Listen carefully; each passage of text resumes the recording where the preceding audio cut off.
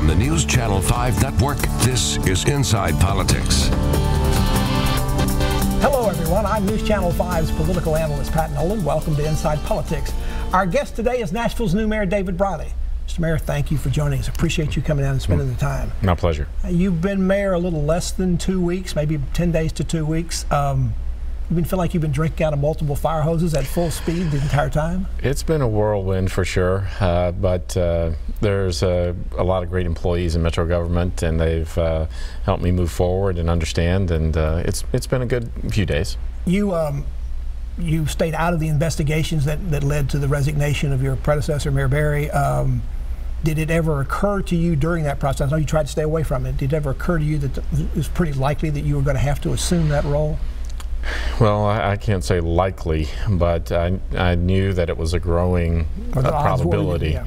So as that happened, I started to think more about it and actually take some concrete steps to be prepared if it did happen. What did you do to get ready to do that? Well, we thought about what I would say. I thought about how the actual event would take place. I felt like it would be important for there to be a symbolic moment that happened very quickly so that we showed stability and we're moving on. And that was, maybe you thought about that and started putting those things in motions to be ready if needed a week, 10 days, 2 weeks before that? I would say a week to 10 days.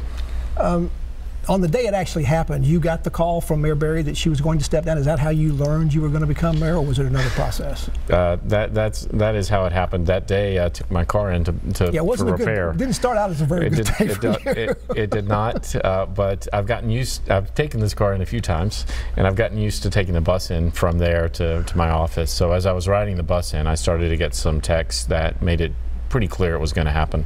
Later that day, around 8:30, I think it was, I got a call. Anybody on the bus recognize you? Because you're the only one on the bus that knew that you were about to be mayor. Is that right? I was dressed probably a little bit more nicely than the average bus rider, but nobody noticed me. But around 8:30 that morning, Mayor Barry called and told me. There's always a little bit of a mind shift for people when they become mayor, and I always ask this question: who was the first person to call you mayor? Was it your wife? Was it your son? And did you recognize they were talking to you when they said mayor? Neither my wife nor my son will ever call me mayor, except to make fun of me or disparage me. How are they adjusting to that? You have a sort of a personal life and you want to keep it that way, and yet there's a little bit of a profile of that, whether you like it or not.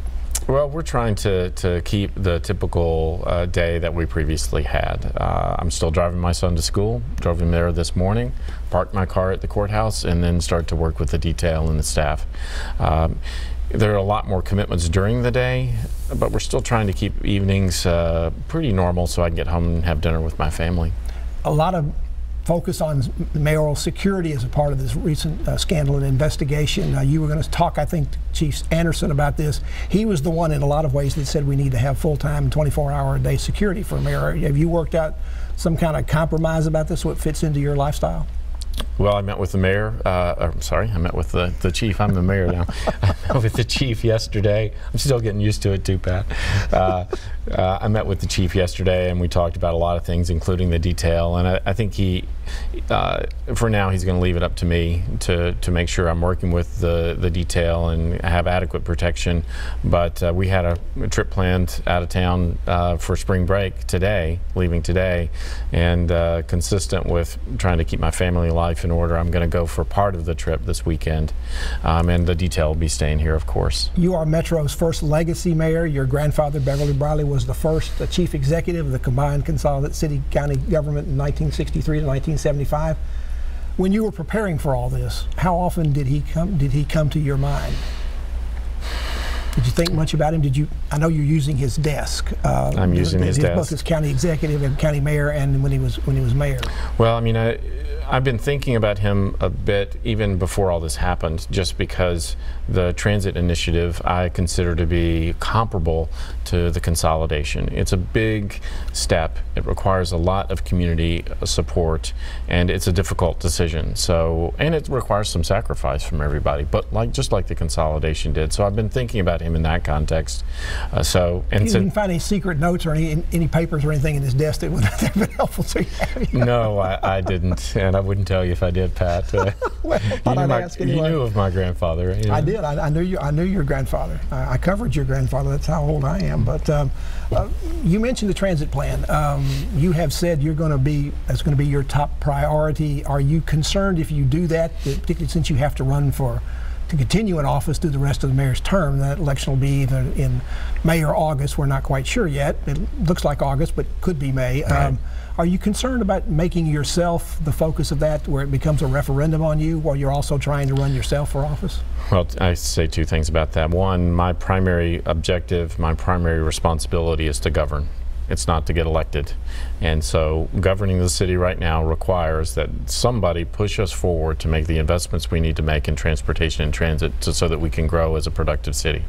And on top of that, I don't think it's ever truly been one person's plan. You know, there were 30,000 people in one process, 20,000 in another, that resulted in this plan. It's a plan that has undergone a whole lot of review.